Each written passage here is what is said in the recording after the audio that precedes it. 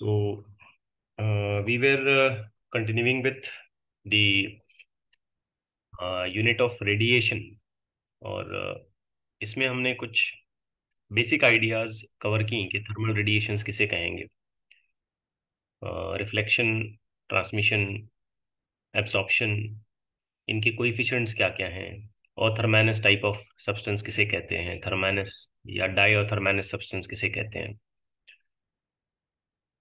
Previous lecture में हमने कुछ एक डिस्कशन किया about the perfectly black body, emissive power and all that. So आगे बढ़ने से पहले थोड़ा सा एक हल्का सा रिवीजन मैं ये कर देता हूँ कि हम किसी भी बॉडी की इमिसिव पावर को कुछ इस तरीके से मेंशन करते हैं। Emissive power is equal to the amount of heat energy emitted per unit area per unit time. इसी चीज को अगर हम रीअरेंज करते हैं और ऐसे लिखते हैं Q बाई टी, तो ये हो जाएगा emissive power into the area of that particular body. अब याद रखिए, ये जो Q बाई टी फैक्टर है, इसे हम या तो ऐसे कह सकते हैं पावर रेडिएटेड, या हम ऐसे कह सकते हैं rate of emission, because it is nothing but an amount of heat radiated पर यूनिट टाइम। तो हम इसे रेट ऑफ इमिशन के पॉइंट ऑफ व्यू से भी समझ सकते हैं। सबसे ज्यादा जो इमिसिव पावर होगा वो ब्लैक बॉडी का होगा। तो इस बात को ध्यान में रखते हुए हम एक इमिजिविटी का फैक्टर डिफाइन करते हैं, जिसे हम कहते हैं small e, and which is to be written in general as the emissive power of any ordinary body. ठीक है, मैं ऐसे ऐसे लिखता हूँ, एनी ऑर्डिनरी बॉडी, या आप कह सकते हो practical body, divided by the maximum value, यानी कि emissive power of A black body. ठीक है, कल डेफिनेशन बनाते वक्त मैंने यहाँ पे बॉडी लिखने की बजाय ऐसे लिखा था E practical divided by E black body. ठीक हो गया? ये सुनो, यस। आपको कल समझाते समझाते प्रीवियस लेक्चर्स में, कल इन द सेंस, मैंने कुछ ये भी कहा कि एक ऐसा सब्सटेंस जो अच्छा एब्जॉर्बर है, उसी की प्रॉपर्टी ये हो सकती है कि वो अच्छा इमिटर बने। ठीक है, good absorber is always a good emitter, और you may say if we have a good emitter then surely it is to be considered as an good absorber. Okay, yes sir. अब यहाँ पे हम लोग चार अलग अलग तरीके के कोएफिशिएंट्स डिफाइन कर चुके हैं। एक तो हम ये कहते हैं रिफ्लेक्शन, कोएफिशिएंट ऑफ रिफ्लेक्शन। दूसरा हम ये कहते हैं कोएफिशिएंट ऑफ ट्रांसमिशन, या आप ऐसे कह सकते हो ट्रांसमिटेंस। तीसरा हम ये कह सकते हैं कोएफिशिएंट ऑफ एब्जॉर्प्शन। ठीक है, और एट लास्ट एक और टर्म हम यहाँ पे हमारे पास कॉइन किया गया है, और वो है इमिजिविटी, ई। ठीक, सो बाय दिस स्टेटमेंट, इस स्टेटमेंट को अगर मैं फॉलो करता हूँ कि if we have a good absorber and it must be a kind of good emitter, तो इस स्टेटमेंट का सीधा सीधा मतलब ये निकलता है कि किसी गिवन टेम्परेचर पे अगर हम, गिवन का मतलब यहाँ पे हम कांस्टेंट टेम्परेचर मानेंगे, कि किसी कांस्टेंट टेम्परेचर पे अगर हम किसी बॉडी का इमिशन रेट देखें और उस बॉडी का एब्जॉर्प्शन रेट देखें, तो हमें वो इक्वल मिलना चाहिए, बिकॉज हम क्लेम कर रहे हैं कि टेम्परेचर कैसा है, कांस्टेंट है। तो we can write the coefficient of absorption is equal to emissivity, but this is to be happening at a particular fixed temperature at any given temperature T। याद रखिए, ये गिवन टेम्परेचर का मतलब यहाँ पे होता है कांस्टेंट टेम्परेचर। ठीक है ना, जितने रेट से वो एमिट कर रहा है एग्जैक्टली उतने ही रेट से ये एब्जॉर्ब करेगा। अब इस बात को हम लॉजिकली कंक्लूड कर पा रहे हैं, ठीक है ना, इस पॉइंट ऑफ व्यू से कि टेम्परेचर तो कांस्टेंट है, तो कोई भी बॉडी जितना एब्जॉर्ब करेगी एग्जैक्टली उतना ही एमिट करेगी।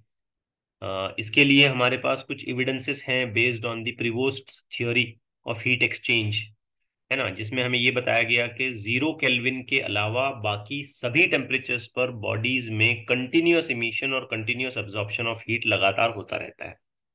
ठीक, अगर टेम्परेचर कांस्टेंट है तो इमिशन और एब्जॉर्प्शन दोनों इक्वल अमाउंट में होंगे, इसलिए टेम्परेचर कांस्टेंट रह गया। अगर बॉडी का टेम्परेचर ज्यादा है तो वो सराउंडिंग में ज्यादा हीट को इमिट करेगी, कम एब्जॉर्ब करेगी। अगर सराउंडिंग का टेम्परेचर ज्यादा है और बॉडी का टेम्परेचर कम है तो बॉडी ज्यादा हीट को एब्जॉर्ब करेगी और कम हीट को इमिट करेगी। तो ये सारा क्राइटेरिया हमारा हो चुका है। मोर और लेस हमारे पास इस तरीके की एक अंडरस्टैंडिंग भी आ चुकी है कि ए इज इक्वल टू ई। इस बात को एक लॉ के थ्रू हम प्रूफ करते हैं and we call this as Kirchhoff's law of radiation. ठीक है, in a very very short form हम ऐसे लिख सकते हैं, at any given temperature the amount of heat emitted per unit time per unit area is equal to the amount of heat absorbed per unit area per unit time। In short कह लीजिए कि absorption coefficient और emission coefficient, absorptive power या emissive power, ये exactly same होनी चाहिए if we keep the temperature is constant. तो ये जो स्टेटमेंट है, ये जो बात है, इसी चीज को कहा जाता है किरचॉफ्स लॉ। अब थियोरी पेपर में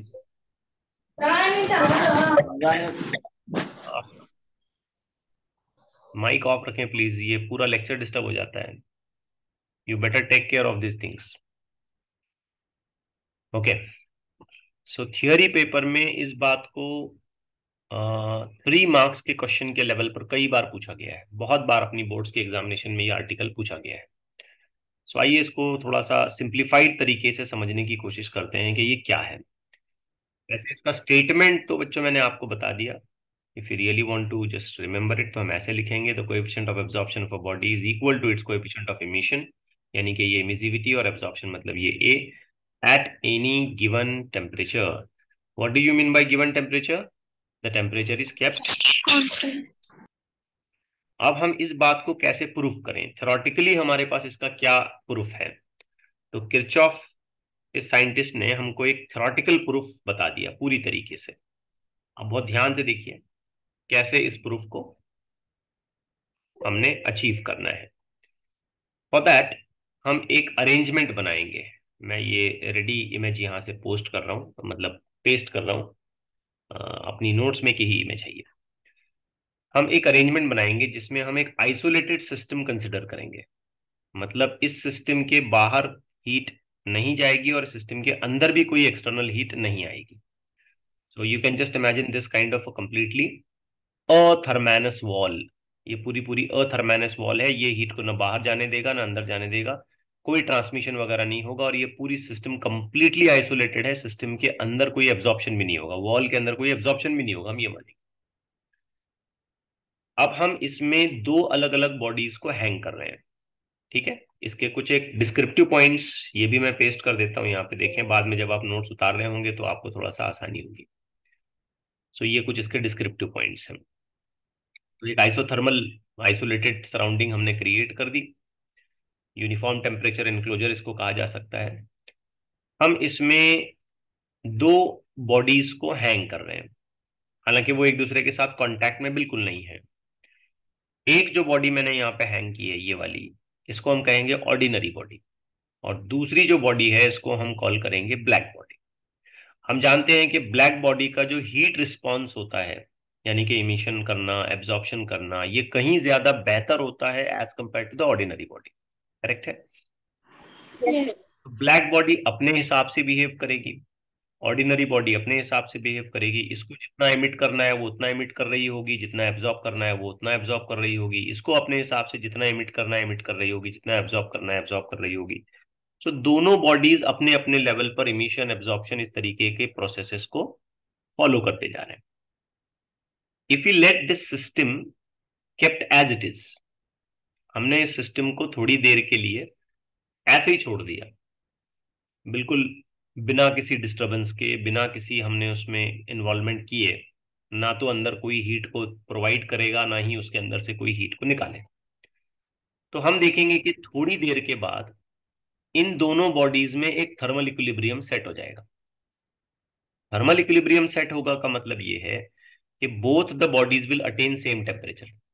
अब बिल्कुल ये वैसी बात होगी बच्चों के, जैसे हम एक किसी बहुत ही हॉट ऑब्जेक्ट को ला करके, या मान लीजिए एक चाय का, टी का कप है, ठीक है, उसमें चाय हमने गरम गरम रखी और ला करके ऐसे ही रख दिया। अब मैंने उसे पिया नहीं, ठीक है, थोड़ी देर के बाद मैं क्या देखूंगा कि वो जो टी है वो नॉर्मल टेम्परेचर पर आ गई, रूम के टेम्परेचर पर आ गई। है मैं करेक्ट? Yes, sir. उसी तरीके से क्या होगा कि ये दोनों bodies after some time, let them take whatever time they want to, एक थर्मल इक्विलिब्रियम में आ जाएंगे। थर्मल इक्विलिब्रियम में आने का मतलब ये होगा कि they will attain equal temperatures. Now here we will be having a little confusion कि जब इनका टेम्परेचर इक्वल होगा तो क्या हीट एक्सचेंज बंद हो जाएगी? नहीं. नहीं बंद होगी। Rather in a very perfect way हमें यह कहना चाहिए कि टेम्परेचर सराउंडिंग का और बॉडी का, चाहे ब्लैक बॉडी हो या ऑर्डिनरी बॉडी हो, इक्वल भी हो गया तब भी इनमें हीट का एक्सचेंज लगातार जारी रहेगा। कंटिन्यूअसली हीट एक्सचेंज होती रहेगी और वो कुछ इस तरीके से होगी कि जितनी हीट वो इमिट कर रहे होंगे एग्जैक्टली उतनी ही हीट वो एब्जॉर्ब भी कर रहे होंगे। सो ओवरऑल बॉडी का टेम्परेचर ना ही ड्रॉप होगा और ना ही इंक्रीज होगा, because the amount of heat emitted will become equal to the amount of heat absorbed. So ये अल्टीमेटली हम क्या कहेंगे कि थर्मल इक्विलिब्रियम इन्होंने अटेन कर लिया। अब हमारा इंटरेस्ट ये है कि हम हर एक बॉडी के पॉइंट ऑफ व्यू से सोचना शुरू करें। ठीक है, इसे जरा अच्छे तरीके से समझिए। टेक्स्ट बुक में अपने ना इसे प्रॉपरली लिखा नहीं गया है, तो मैंने इसको बहुत ज्यादा सिंप्लीफाई करके आपके सामने रखना है। तो हमारा इंटेंशन ये होगा कि हम हर एक बॉडी के पॉइंट ऑफ व्यू से इसको समझने की कोशिश करें कि ब्लैक बॉडी का अपना खुद का रिस्पॉन्स कैसा है और ऑर्डिनरी बॉडी का अपना खुद का रिस्पॉन्स कैसा है। अब बच्चों एक बिल्कुल बेसिक बात जरा आप समझने की कोशिश करिए, बिल्कुल बेसिक बात। यहां पर हम इमिसिव पावर या एब्जॉर्प्टिव पावर इस तरीके के फॉर्मूले का यूज करेंगे तो आपको पता होगा Q the amount of heat पर unit area per unit time. ठीक है, so amount of heat emitted या absorbed is going to be equal to E into A, where E can be treated as the emissive power और E can also be treated as an absorptive power. ठीक है, Yes, sir. अब इस बात को जरा ध्यान से समझिए। इस तरीके के फॉर्मेट्स हमको यूज करने हैं। This Q by T is nothing but an amount of heat going to be emitted per unit time. ठीक, now let's think about what is the response of a black body. See these things very carefully. एक black body के point of view से हम सोचते हैं तो total radiant energy incident per unit time, कितनी energy उस पर यूनिट टाइम इंसिडेंट कर रही होगी। ठीक है, total radiant energy incident per unit time. इस चीज को हम मेंशन करेंगे total area of the body and the total amount of heat, AQ. This is how we are going to write it. Are things clear? Yes, sir. Next we are talking about a black body. So total radiant energy absorbed per unit time. तो black body का response तो काफी simple होता है, जितनी heat incident होगी वो सारी की सारी क्या हो जाएगी? Absorb. एब्जॉर्ब। हम यहाँ एरिया से इसलिए मल्टीप्लाई कर रहे हैं क्योंकि हम उसको पर यूनिट एरिया नहीं ले रहे हैं, सिर्फ पर यूनिट टाइम ले रहे हैं। तीसरी चीज, ये इंसिडेंट हो गई, ये एब्जॉर्ब हो गई। अब total radiant energy emitted per unit time, कितनी एनर्जी को उसने इमिट करना है। तो देखो total radiant energy emitted per unit time कैसे लिखा जाएगा? E इंटू ए। अब ये फॉर्मूला मैं अप्लाई कर रहा हूं, बात समझ आई? तो यहां आप नोटिस करें E इंटू ए में ए तो ठीक है एरिया हो गया, लेकिन E अब ऑर्डिनरी E नहीं है, ये क्या है? ब्लैक बॉडी वाला E है। Are things clear? Yes, sir. तो हम इसको मेंशन करेंगे EB। अब ये तीनों पार्ट्स पे जरा गौर करें, हमने कितनी हीट को इंसिडेंट करवाया? AQ. कितनी हीट एब्जॉर्ब हो गई? AQ. AQ. Why we are saying that the total amount of heat is going to be absorbed? Because it's a Perfectly. perfectly black body. अब कितनी हीट इमिट होगी? तो answer क्या आया? AEB. Now think in this way कि क्या thermal equilibrium attain हो चुका है? Yes, Yes. Thermal equilibrium attain हो चुका है। तो क्या इसका सीधा सा मतलब ये माना जाएगा कि जो हीट एनर्जी ये इमिट कर रहा है वो एग्जैक्टली इक्वल है जो हीट एनर्जी ये एब्जॉर्ब कर रहा है। इमिटेड और एब्जॉर्ब्ड वैल्यूज को इक्वल करना पड़ेगा, because we are saying that कि थर्मल इक्विलिब्रियम हो गया।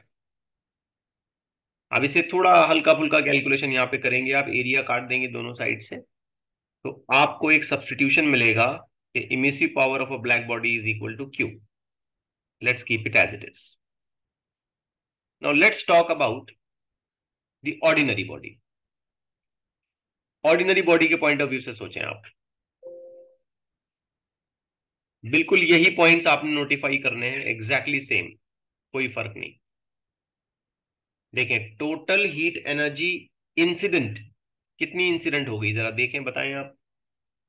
टोटल हीट एनर्जी इंसिडेंट, तो ऑर्डिनरी बॉडी पे ऐसा कोई जुल्म नहीं हो रहा है। जितनी एनर्जी ब्लैक बॉडी को मिल रही है एग्जैक्टली उतनी ही एनर्जी किसको मिल रही है, ऑर्डिनरी। ऑर्डिनरी बॉडी पे। ऐसा नहीं कि ऑर्डिनरी बॉडी पे इंसिडेंट ही कम हुआ, ऐसा नहीं, क्योंकि वो दोनों सेम सराउंडिंग में है, इसलिए दोनों पे जो इंसिडेंट रेडिएशंस होंगे, दोनों के लिए जो हीट अवेलेबल होगी वो इक्वल होगी। तो ऑर्डिनरी बॉडी के लिए भी हमने लिखना है कि amount of heat energy incident per unit time is EQ। But notice करने वाली बात यह है कि इसने एब्जॉर्ब कितना किया, ए AQ। Now what is this A? सो आपको पता होगा ये कोएफिशिएंट ऑफ एब्जॉर्प्शन होता है। अब आप बोलेंगे सर यहां पे आपने ब्लैक बॉडी के लिए ए क्यों नहीं लिखा, तो आंसर सिंपल है, for perfectly black body the value of a is 1। तो यहां पे अगर ए में लिखता भी हूं तो उसका वैल्यू तो 1 है। ड्रॉप कर दिया, नहीं लिखा मैंने उसको, यहां मैं लिखा। आप सोचें अगर 60% हीट एनर्जी एब्जॉर्ब हो रही है तो इस स्मॉल ए का वैल्यू तो 0.6 हो गया ना बेटा। यस। 80% एब्जॉर्ब हो रही है तो इस स्मॉल ए का वैल्यू हो गया 0.8। 100% अगर एब्जॉर्ब हो रही है तो स्मॉल ए का वैल्यू क्या हो गया 1। लेकिन 100% absorption is a special case, it will happen only for a perfectly black body. तो ऑर्डिनरी बॉडी के बारे में हमें यह पता चला कि जितनी हीट इंसिडेंट है एग्जैक्टली उतनी एब्जॉर्ब नहीं होगी, रादर उसमें थोड़ी सी कमी आएगी, थोड़ा सा ड्रॉप होगा, because the value of a is never going to be 1, it is always going to be less than 1। ठीक होगी बात। Yes sir. अब बारी आती है कि इसने इमिट कितना करना है, तो ये कितना इमिट करेगा, आंसर देखें आप यहाँ पे। आंसर है AE, बिल्कुल वैसे जैसे मैंने यहां पे लिखा था, amount of energy emitted per unit time, A into E। So this is going to be AE। फिर आप बोलेंगे सर यहां पे आपने A इंटू EB क्यों लिखा, तो आंसर सिंपल है, ये EB एक स्पेशल कैटेगरी का है, स्पेशल केस है, जो खास किसके लिए कंसिडर किया जा रहा है, परफेक्टली। बॉडी के लिए, परफेक्टली ब्लैक बॉडी के लिए। सो 3 points of consideration here and the 3 points of consideration here. आप बिल्कुल साफ साफ देख पा रहे होंगे कि इनमें फर्क क्या है। दोनों पे क्या हमने सेम इंसिडेंट किया, यस। लेकिन दोनों ने एब्जॉर्ब अलग अलग किया, अलग अलग एब्जॉर्ब किया। इसने पूरा AQ एब्जॉर्ब किया, इसने AAQ एब्जॉर्ब किया। दोनों के इमिशन भी अपने अपने हिसाब से अलग अलग हैं। इसका इमिशन होगा AEB और इसका इमिशन होगा AE, डिपेंडिंग ऑन कि इसकी इमिसिव पावर कितनी है, इसकी इमिट करने की ताकत कितनी है। लेकिन समझने वाली बात यह है कि क्या अल्टीमेटली ऑर्डिनरी बॉडी भी थर्मल इक्विलिब्रियम में चली जाएगी, यस। ऑर्डिनरी बॉडी का टेम्परेचर भी सराउंडिंग के बराबर हो जाएगा, भले वो कम एब्जॉर्ब कर रही होगी, कम इमिट कर रही होगी, जो भी मामला वो कर रही होगी, लेकिन उसका टेम्परेचर भी एट द एंड हम कहेंगे कि सराउंडिंग के इक्वल हो जाएगा, मतलब ये भी थर्मल इक्विलिब्रियम में चली गई। What do you mean by the thermal equilibrium? Thermal equilibrium का मतलब क्या मानेंगे हम? तो आंसर सिंपल है, जितनी एनर्जी इमिट हो रही है क्या एग्जैक्टली उतनी ही एब्जॉर्ब। एब्जॉर्ब होनी चाहिए। यस, तभी तो हम थर्मल इक्विलिब्रियम कहेंगे। अब इमिटेड फॉर्म ऑफ एनर्जी को हमने AE लिखना है और एब्जॉर्ब फॉर्म ऑफ एनर्जी को हमने AEAQ लिखना है। अब इसमें हम एक चीज देखेंगे कि ये एरिया फैक्टर दोनों साइड से कैंसल आउट हो जाता है और हमें एक इक्वेशन मिलती है, small a is equal to Q, नहीं, small a is equal to E, यानी कि emissive power of an ordinary body divided by Q। तो इस चीज को आप सब्स्टिट्यूशन के लिए यूज करें, मतलब यहां जो आपने Q का सब्स्टिट्यूशन बनाया है उसको लाके यहां रखें, तो आप देखेंगे बच्चों कि आपको कोएफिशिएंट ऑफ एब्जॉर्प्शन का इक्वेशन मिल रहा है E डिवाइडेड बाय EB। अब आप मुझे एक बात बताएं कि ये EB क्या है? Maximum yes, emissive power of black body. And what is this E? Ordinary word. Ordinary body. So इस तरीके के रेशियो को हमने ऑलरेडी यहां डिफाइन किया। ऑर्डिनरी बॉडी का इमिसिव पावर ब्लैक बॉडी के इमिसिव पावर से जब डिवाइड किया जाता है तो हमें एक फैक्टर मिलता है जिसे हम कहते हैं इमिसिविटी। यस। ठीक हो गई बात? तो इसका मतलब ये है कि यहां से इसको हटाया जाए और इसे फाइनलाइज किया जाए, ए इज इक्वल टू ई। तो क्या हमने इस बात को थेरोटिकली एस्टेब्लिश कर दिया कि थर्मल इक्विलिब्रियम को मेंटेन करते हुए जितना एब्जॉर्प्शन हो रहा होगा एग्जैक्टली उतना ही इमिशन होता है। ठीक हो गई बात? यस। हम्म। अब हम यहां किरचॉफ्स लॉ का एक और स्टेटमेंट बना सकते हैं, जरा ध्यान से समझिए इस बात को। We can make one more statement based on this particular condition. If we just reuse this condition and mention it something like this: E divided by A is equal to EB. ठीक है? Yes sir. Now think on this statement like this कि E is the coefficient of emission for any ordinary body.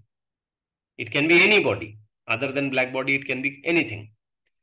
A is the absorption coefficient for that body. So if we take the ratio of these two factors, emission, absorption, तो हमें क्या मिल रहा है? Coefficient of emission black body. Black body का coefficient of emission तो एक तरीके से कांस्टेंट होता है, क्योंकि कोई भी ब्लैक बॉडी उसी तरीके से बिहेव करेगी। Yes sir. का जो कोएफिशिएंट ऑफ इमिशन का फैक्टर होगा या उसकी जो इमिसिव पावर होगी वो तो कांस्टेंट होनी चाहिए अपने आप में। यस।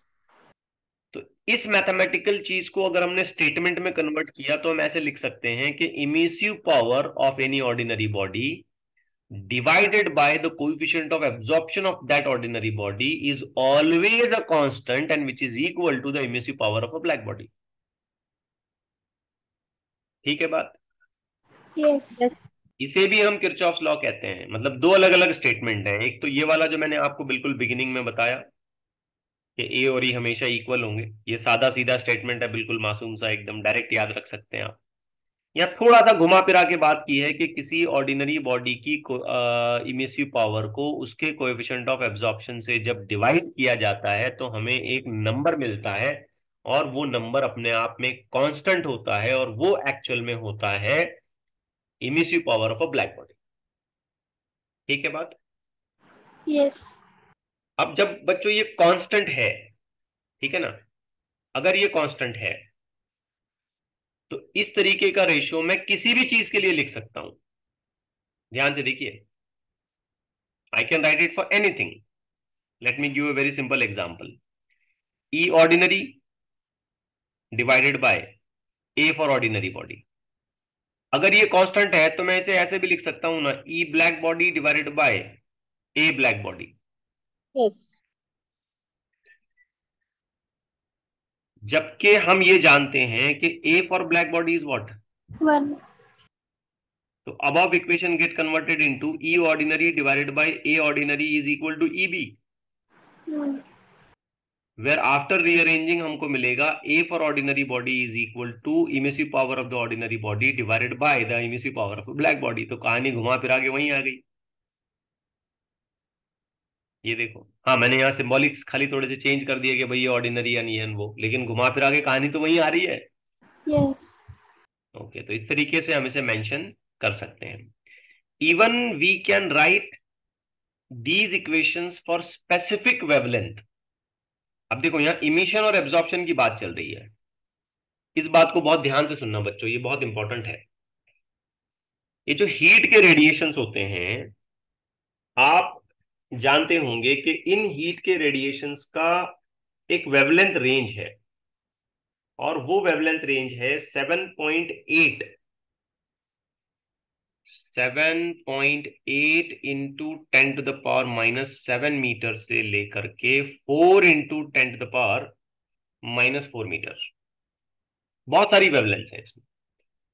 ये हीट के रेडिएशंस आपको ताज्जुब लगेगा, इंफ्रारेड के रीजन में भी आते हैं और कुछ हद तक विजिबल के रीजन में भी आते हैं। ये विजिबल लाइट, उसकी रेंज में भी ये हीट के रेडिएशंस आते हैं। सिर्फ फर्क इतना होगा कि अगर वो इलेक्ट्रोमैग्नेटिक वेव्स लाइट की हैं तो हमारी आंखों में सेंसेशन क्रिएट करेगी लाइट का, और अगर हीट की है तो हमारी स्किन पे गर्मी महसूस होगी हमको। दो बातों में फर्क है, बाकी है वही चीज। अब देखो, सूरज निकलता है तो लाइट के साथ साथ हीट भी आती है। समझ रहे हैं ना बात? Yes. हम्म। तो होता यह है कि जब कोई बॉडी किसी रेडिएशन को इमिट कर रही है या किसी रेडिएशन को एब्जॉर्ब कर रही है तो उसकी वेवलेंथ का बहुत सारा रेंज हो सकता है। उसमें से उस पर्टिकुलर बॉडी ने क्या इमिट किया, ये उस बॉडी की अपनी प्रॉपर्टी हो सकती है, टेम्परेचर की कंडीशन हो सकती है। जैसे एकदम सिंपल तरीके से समझिए, एक आयन ब्लॉक है मेरे पास छोटा सा, और उस आयन ब्लॉक को मैंने कर दिया हीट। तो हम उसको इसी तरीके से हीट करते गए तो हमको वो कैसा नजर आता है? Red. रेड। आप जरा सोचें क्यों रेड हुआ? हालांकि वो था ब्लैक, या Heat बिल्कुल absorb. बिल्कुल अजीब, मतलब लोहे का था, वो आयन का था, ऐसा कोई खास कलर नहीं था उसका। हम बोल सकते हैं भाई ये नाम का कलर है बोल के, लेकिन जब हम हीट करने लग गए ना उसको, तो वो रेड हो रहा है। अब रेड का मतलब समझिए कि जब हमने उसको हीट किया तो उस आयन ब्लॉक में जो टेम्परेचर क्रिएट हुआ और उसमें से जो हीट के रेडिएशंस निकलने लगे वो रेड कलर के थे, हाँ. इसलिए हमको वो रेड दिखाई दे रहा है। तो किसी एक वेवलेंथ को फेवर भी किया जा सकता है। आ रही है बात समझ में? Yes, sir. अब इसको एक सेकंड थॉट दो आप।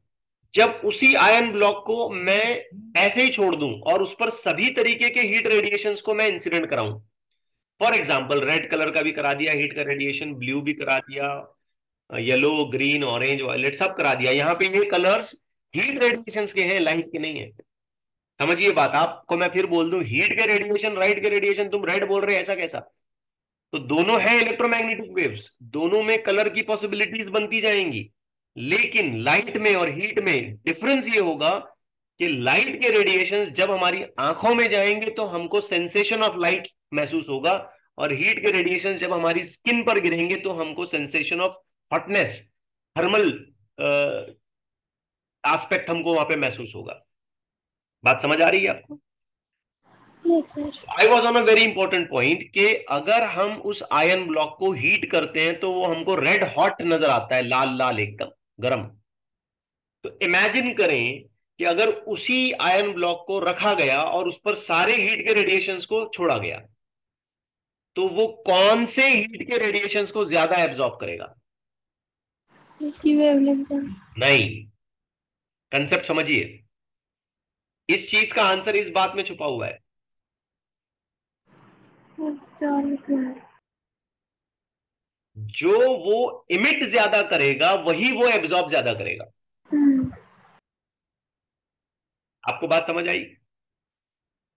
एक आयन ब्लॉक है, हमने उस आयन ब्लॉक को अगर हीट किया और मान लेते हैं कि 500 डिग्री सेल्सियस तक हम लोग पहुंच गए फॉर एग्जांपल, तो वो आयन ब्लॉक हमको रेड नजर आ रहा है। मतलब उसमें कौन सी वेवलेंथ का ज्यादा इमिशन हो रहा है? Red. रेड कलर का। अब उस आयन ब्लॉक को अगर नॉर्मल टेम्परेचर पर रखा गया, आयन ब्लॉक अभी ठंडा है, अगर हमने उस पर हीट के रेडिएशंस को इंसिडेंट कराया और हमने सभी तरीके के वेवलेंथ उस पर इंसिडेंट कराए, रेड भी करा दिया, ब्लू भी करा दिया, ग्रीन भी करा दिया, इंफ्रारेड भी करा दिया और अल्ट्रावायलेट भी करा दिया, मान लो सभी तरीके के करा दिए, तो वो आयन ब्लॉक 500 डिग्री सेल्सियस के टेम्परेचर को प्रेफर करते हुए कौन से कलर को ज्यादा एब्जॉर्ब करेगा? जिसको ज्यादा emit करें. मतलब कलर का नाम पूछ रहा हूं मैं। Red. रेड ही करेगा, 500 टेम्परेचर का रेफरेंस लेते हुए बोल रहा हूं मैं। Hmm. तो इसका सीधा मतलब क्या हुआ कि जिस कलर को इमिशन में फेवर मिला उसी कलर को एब्जॉर्प्शन में भी फेवर मिलेगा। Are you getting the point?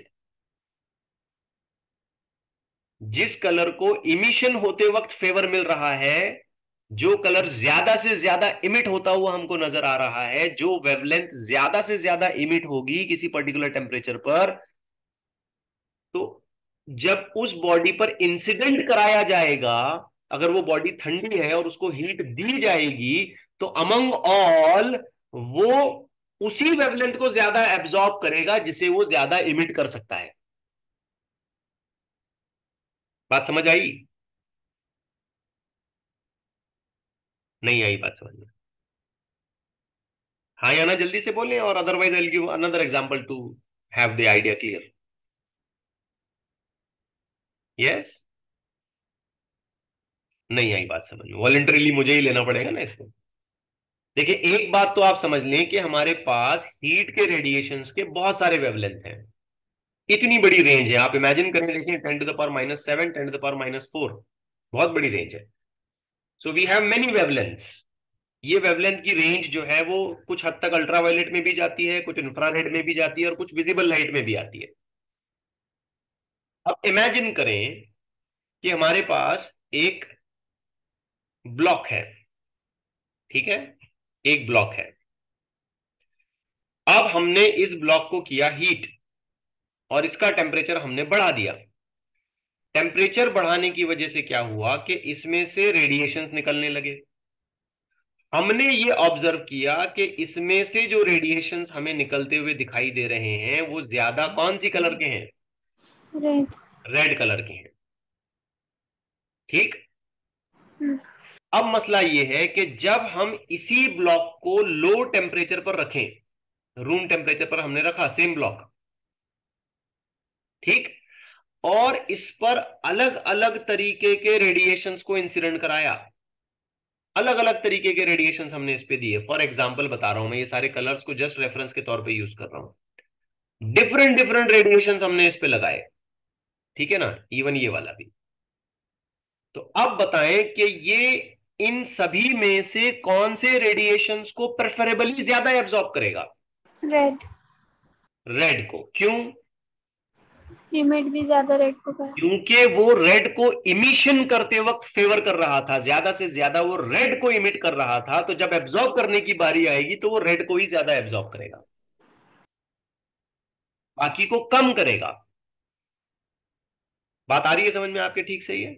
Yes ये सर। उसी स्टेटमेंट का कंफर्मेशन है कि अ good absorber is a good emitter.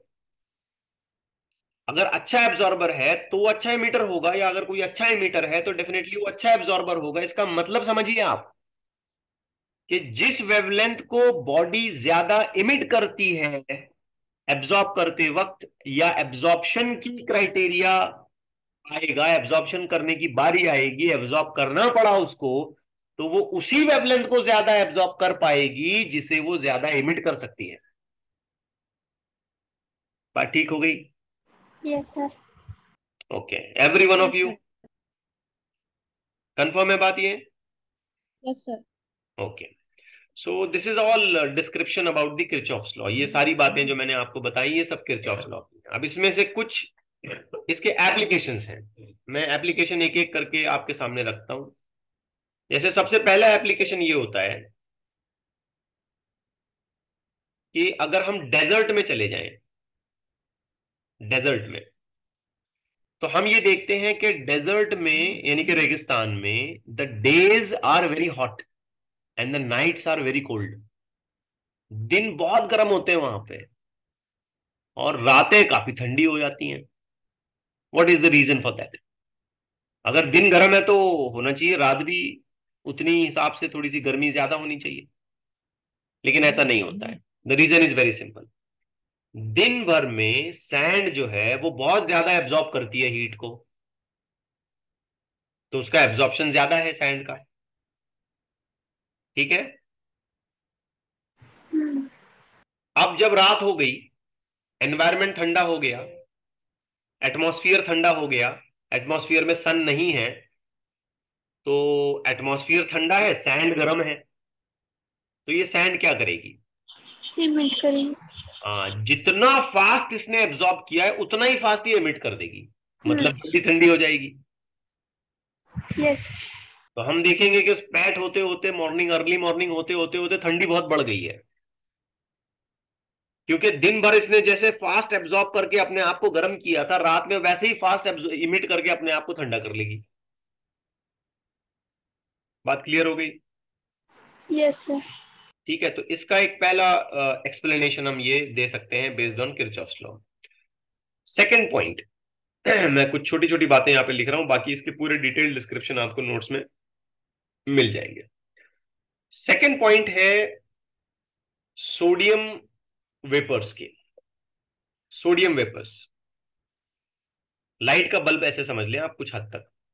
तो सोडियम वेपर्स जो हैं, जब हम उनको हीट करते हैं तो ऐसा देखा जाता है कि ये कुछ खास कलर की येलो लाइंस को इमिट करती हैं, जिनका नाम है D1 D2। ठीक है, अब आगे आप पढ़े नहीं, मेरी बात गौर से सुने और लॉजिकली इसका आंसर दें, पढ़े नहीं आप। तो सोडियम वेपर्स को जब हमने हीट किया तो उसमें से एक स्पेशल कलर की इमिशंस हमको मिलती हैं, और उनका नाम क्या है? D1 D2। Colour is yellow. सोचें, जब सोडियम वेपर्स को हमने ठंडा रखा और एटमॉस्फेयर गर्म रखा, तो क्या सोडियम वेपर अब एब्जॉर्ब करेंगी? यस। तो किसे ज्यादा एब्जॉर्ब करेंगी? Yellow lines D1 yes, D2। उन्हीं येलो लाइंस को वो ज्यादा एब्जॉर्ब करेंगी, D1 D2। मतलब अगर हमारे पास पूरा स्पेक्ट्रम है तो एब्जॉर्प्शन में खाली दो चीजें गायब हो जाएंगी, खाली दो को ही उन्होंने खा लिया, दो को ही एब्जॉर्ब कर लिया। बात आई आपको समझ में? यस। और जब इमिशन की बारी आएगी तो वो दो को इमिट करेंगे। ये दिमाग में अच्छे से बिठाइए, जो एब्जॉर्ब होगा वही इमिट होगा। हम्म। ज्यादा एब्जॉर्ब होगा तो ज्यादा इमिट होगा। Good absorber, good emitter. What ever absorbing, that thing is only going to be emitted. Whatever is going to be emitted, that thing is going to be absorbed when the absorption turn comes. A favor to a certain wavelength for absorption means a favor to a certain wavelength for emission. Are things clear? Yes sir. Okay. अब देखिए, एक और example है अपने पास। एक हमने metal का ball ले लिया, मान लो अच्छा पॉलिश्ड मेटल का बॉल है। अब उस पॉलिश्ड मेटल के बॉल के ऊपर हमने क्या किया? एक ब्लैक स्पॉट बनाया, मतलब वहां पे एक परफेक्टली ब्लैक बॉडी वाला अरेंजमेंट किया। आप ऐसे समझ सकते हो कि एक अच्छा सा पॉलिश्ड का मेटल बॉल है, ये रहा ऐसा। अब इस पर हमने एक ब्लैक स्पॉट बनाया, ब्लैक स्पॉट। अब इस मेटल बॉल को हमने ऐसे रूम टेम्परेचर पे रखा है जस्ट लाइक, तो हम इस ब्लैक स्पॉट को ब्लैक देखेंगे। लेकिन मान लो जब हम इसको फर्नेस में थ्रो कर दें, फर्नेस के अंदर फेंक दें या किसी गर्म एनवायरनमेंट में फेंक दें, तो बॉल और इस ब्लैक स्पॉट दोनों में ज्यादा कौन एब्जॉर्ब करेगा? Black spot. Black spot. Ball चूंकि ऑर्डिनरी मटेरियल का है तो ज्यादा एब्जॉर्ब नहीं करेगा, रिफ्लेक्ट करेगा, मान लो पॉलिश किया हुआ है तो। अब उस फर्नेस में से हम उसको बाहर निकालें तो ये ब्लैक स्पॉट हमको कैसा दिखेगा? रेड। रेड क्यों? रेड तो एक एग्जाम्पल था, शाइनिंग दिखेगा, उसमें से ज्यादा ब्राइटनेस आएगा। रेड तो एक एग्जाम्पल दिया मैंने, तुम रेड को पकड़ के मत बैठो, क्या हर बार रेड थोड़ी होगा? बोलने का मतलब ये है कि ज्यादा ब्राइटनेस किस में दिखेगा? Black spot. क्यों? ज्यादा एब्जॉर्ब। ब्लॉक किया। क्योंकि वो ज्यादा एब्जॉर्ब कर चुका है तो वो ज्यादा इमिट करेगा। हम्म। ठीक है ना बात? Yes sir. ठीक है, तो हम ये देखेंगे कि अगर हमने इस तरीके के बॉल को, जिस पर एक ब्लैक कलर का सब्सटेंस रखा हुआ है या परफेक्टली ब्लैक बॉडी का अरेंजमेंट किया गया है, किसी फर्नेस में रखें, let the heat get absorbed as per their choice, heat absorb होने दें और फिर वहां से उसको बाहर निकालें, तो हम देखेंगे कि जो चीज हमको पहले ये ब्लैक स्पॉट दिख रहा था, अब ये हमको एक शाइनिंग ब्राइट स्पॉट दिखेगा। क्यों? क्योंकि हम उसको हीट दे करके सादे सीधे टेम्परेचर पर ले आए, रूम टेम्परेचर पर ले आए, तो अब ये इमिट कर रहा है। तो तगड़ा एब्जॉर्ब किया था इसने जब एब्जॉर्प्शन का मौका इसको मिला था, तो इमिशन का जब टाइम आएगा तो सबसे ज्यादा यही इमिट करेगा। अब वो बहुत सारा इमिट कर रहा है अपने अंदर से, इसलिए हमको ऐसा लगेगा कि वो शाइनिंग है, ब्राइट है। बात आ गई समझ में ठीक से? यस। एक और अजीब बात देखें, कि ग्रीन कलर की ग्लास होती है, ठीक है ना, there is a special type of glass, green colour की। उसको जब हम हीट करते हैं तो वो ग्लो करती है और हमको दिखती है रेड। ठीक है ना? वैसे तो ग्लास का कलर कौन सा है? ग्रीन है। लेकिन जब उसको हीट करें तो वो हमको रेड दिखेगी। ये कॉम्प्लीमेंट्री कलर्स होते हैं, ग्रीन एंड रेड। ओके,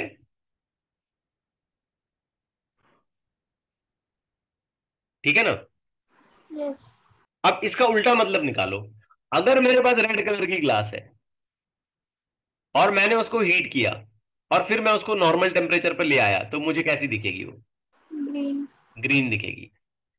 तो ग्रीन ग्लास को जब हीट करेंगे तो हमको रेड दिखेगी, और रेड ग्लास को जब हम हीट करेंगे तो हमको ग्रीन। ग्रीन दिखेगी, बिकॉज जो वो एब्जॉर्ब करेगा वही वो इमिट करेगा। ठीक है। हम्म। हम्म। अब एक और बड़ा इंटरेस्टिंग सा फैक्ट है, जस्ट इंफॉर्मेशन के तौर पे ये सारी बातें ले लें आप। इसमें बस याद रखना है आपको, ये सब ऐसे उसको कुछ रटते मत बैठो, बस कंडीशंस याद रख लो कि ये सब किरचॉफ लॉ के एप्लीकेशंस हैं। सो ये काफी सारा डिस्क्रिप्शन लिखा हुआ है, बट मैं यहाँ पे आपको समझाता हूँ। सूरज का जो, सन का जो अंदर वाला पोर्शन होता है, कोर पार्ट, हम उसको बोलते हैं फोटोस्फियर। और जो आउटर पोर्शन होता है, जहां काफी सारी गैसेस होती हैं, ठीक है, एक एटमॉस्फेयर भी यहाँ पे हल्का सा बना हुआ होता है, उन गैसियस का जो भी गैसियस सिस्टम वहां पे होंगी, उसे हम कहते हैं क्रोमोस्फियर। अब इस फोटोस्फियर में एक खास किस्म की वेवलेंथ का इमिशन होता है, बहुत स्पेशल वेवलेंथ का इमिशन होता है। उस वेवलेंथ को हम कॉल करते हैं फ्रैनहोफर लाइन। क्या कॉल करेंगे हम उसको? फ्रैनहोफर लाइन। एक वेवलेंथ है, ऐसे समझ लीजिए, चलिए ज्यादा टेंशन लेने की जरूरत नहीं, it's just a kind of wavelength. आमतौर पे रेगुलर डेज में हमें वो फ्रैनहोफर लाइन नजर नहीं आती है, we can't see it, even we can't detect it. किसी भी तरीके से, किसी सेंसर से भी हम उसको डिटेक्ट नहीं कर पाते। रीजन क्या है? कि वो जनरेट हुई यहां अंदर, बाहर आते आते इस क्रोमोस्फियर में वो एब्जॉर्ब हो जाती है। ठीक है, क्रोमोस्फियर में वो एब्जॉर्ब हो जाती है। हम्म। लेकिन जब सन का फुल इक्लिप्स होगा, पूरा इक्लिप्स होगा, सूरज ग्रहण जिसको बोलते हैं, तब हमको वो दिखती है। अचानक उसी दिन एकदम से दिखाई देती है हमको। जब फुल इक्लिप्स होता है तो ये जो क्रोमोस्फियर है, इसका इमिशन हमको विजिबल होने लगता है। यस। तो आप सोचिए जरा, क्रोमोस्फियर क्या इमिट करेगा? जो एब्जॉर्ब करेगा। जो उसने एब्जॉर्ब करा था। तो आम दिनों में उसने क्या एब्जॉर्ब किया था? फ्रॉनहोफर। हाँ, अब जब इमिशन का बारी आया, इक्लिप्स के टाइम पे जब उसकी इमिशंस को हम डिटेक्ट कर पाए, तब हमको वो लाइन अचानक से दिखाई देती है। तो ये अगेन एक काइंड ऑफ प्रूफ हो गया कि जो हम एब्जॉर्ब कर पा रहे हैं वही हम इमिट करते हैं। यस। अब मैं पढ़ा रहा हूं, आप एब्जॉर्ब कर लो, अच्छे तरीके से एब्जॉर्ब करोगे तो जाके एग्जाम में अच्छे तरीके से इमिट करोगे। अब आपने एब्जॉर्ब नहीं किया तो आप क्या खा के इमिट करोगे? बात समझ आ रही है? Yes sir. तो एब्जॉर्प्शन जिस तरीके से, इमिशन भी वैसे ही। That's how, that's what the basic idea of the Kirchhoff's law, बिल्कुल फंडामेंटल आइडिया है उसका। सिर्फ इतना नहीं कि coefficient of absorption is equal to coefficient of emission, वो तो है ही। या सिर्फ इतना भी नहीं कि जितना एब्जॉर्ब किया उतना इमिट करेगा, वो तो है ही। आगे ये भी याद रखिए कि जो एब्जॉर्ब किया वही इमिट करेगा। If the absorption is favoured for yellow colour, तो टाइम आने पे जब इमिशन हो रहा है तो कौन से कलर को फेवर मिलेगा? येलो। येलो कलर को फेवर मिलेगा। इमिशन ज्यादा से ज्यादा येलो कलर का होगा, क्योंकि एब्जॉर्प्शन करते वक्त तुमने ज्यादा से ज्यादा येलो इमिट किया, एब्जॉर्ब किया था। Hmm. Are things clear? I was thinking like कि ये आर्टिकल जल्दी से खत्म हो जाएगा, but it is taking long time. चलिए ठीक है, इसके कुछ छोटे मोटे क्वेश्चंस हैं, आइए देखते हैं। बिल्कुल सिंपल से क्वेश्चंस हैं, दो तीन ही क्वेश्चन है, उतना करके फिर हम लोग रुक जाते हैं। यहाँ पे हमको एक ग्राफ दिया हुआ है जो टेम्परेचर और टाइम का है, और एक्स और वाई ऐसे दो अलग अलग सब्सटेंसेस हैं जिनकी इमिजिविटी और एब्जॉर्प्टिविटी हमको ई और ए ऐसी बताई गई है। Then we just have to find out the correct comparison के which of them is greater. तो बड़ा आसान है। आप एक छोटा सा काम करें, किसी एक पर्टिकुलर टेम्परेचर पर अपनी बात रखें। जैसे आपने इस वाले टेम्परेचर पर अपनी बात रखी, तो ये वाले टेम्परेचर पे देखो आप, अरे बहुत ही नीचे चले गए हम, थोड़ा सा ऊपर जाते हैं। ठीक है, ये वाले टेम्परेचर पे मैं कंसिडर कर रहा हूं, ध्यान से देखो आप। ये एक्स के लिए हो गया, ये वाई के लिए हो गया। ठीक है। अब इसका जो करस्पॉन्डिंग टाइम है वो अलग अलग है, करस्पॉन्डिंग टाइम अलग अलग है। हम्म, हालांकि आप देखो दोनों एक्स और वाई ने सेम टेम्परेचर से शुरू करा था।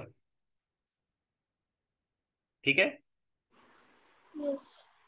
अब इतना टेम्परेचर में ड्रॉप हो गया, जस्ट इमेजिन करो कि ये जो है ये 100 डिग्री सेल्सियस था और ये हम लोग आ गए 80 पर। अब 100 से 80 पर आने के लिए एक्स को टाइम लगा, फॉर एग्जाम्पल ये यहां से शुरू करता है तो एक्स को टाइम लगा 5 सेकेंड और वाई को टाइम लगा 8 सेकेंड फॉर एग्जाम्पल। तो कौन जल्दी ठंडा हो गया? एक्स। एक्स जल्दी ठंडा हुआ। एक्स का टेम्परेचर 100 था, 80 हो गया और 5 सेकंड में ही हो गया ये काम। वाई का टेम्परेचर भी 100 था, वो भी 80 हो गया, लेकिन ऐसा होने के लिए 8 सेकंड लगे। तो किसने जल्दी जल्दी इमिट किया? एक्स।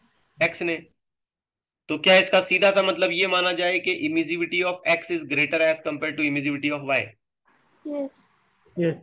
क्या इसका सीधा सा मतलब ये माना जाए कि जब एब्जॉर्प्शन की बारी आएगी तो एक्स का एब्जॉर्प्शन वाई के एब्जॉर्प्शन के मुकाबले में ज्यादा होगा? यस। क्योंकि होना ही चाहिए, जिसका ई ज्यादा उसका ए ज्यादा, जिसका ए ज्यादा उसका ई ज्यादा। क्लियरिटी है? Yes sir. क्या आंसर आएगा? सी। सी आएगा। सी। ठीक है ना? कितना आसान था देखें। Now let's go to the next question. मैं समझता हूं इससे आसान क्वेश्चन आपको पूरे सिलेबस में कहीं नहीं मिलेगा। अब इसे ठीक से आंसर करें आप। Certain substance emits only wavelength lambda 1, lambda 2, lambda 3, lambda 4 when it is at high temperature. When this substance is at a colder temperature, at a lesser temperature, you may say, it will absorb only the following wavelengths. तो emit करते time पे ये सब emit कर रहा है, तो absorb करने की बारी आई तो क्या क्या एब्जॉर्ब करेगा? डी। वो सब कुछ जो उसने पॉसिबली इमिट किया था। है ना simple? Yes. Okay, let's talk about the third question. ये सब बड़े आसान क्वेश्चंस हैं, इसमें ज्यादा कुछ लाग लपेट नहीं है, सीधा सीधा स्ट्रेट फॉरवर्ड है, कंसेप्ट क्लियर कर लो, बात खत्म। ये तो क्वेश्चन बिल्कुल स्कूल के लेवल पर भी पढ़ाया जाता है ये हीट के सेक्शन में। अब यहाँ पर ऐसा एक यूट्यूब है, एक बीच में लाइट का बल्ब लगा रखा है, एक ब्लैक बॉडी है और एक वाइट है। तो अब उसने फर्दर ऑप्शंस में हमने ये बताना है कि ये जो दो लिम्स हैं, एक लिम का नाम एक्स है मान लें, लिखा नहीं है यहाँ पे, तो ये वाला लिम एक्स है, ये वाला लिम वाई है, तो इनमें लिक्विड का या ये जो अल्कोहल है उसमें कहाँ लेवल ड्रॉप होगा और कहाँ रेज करेगा? तो आंसर सिंपल है।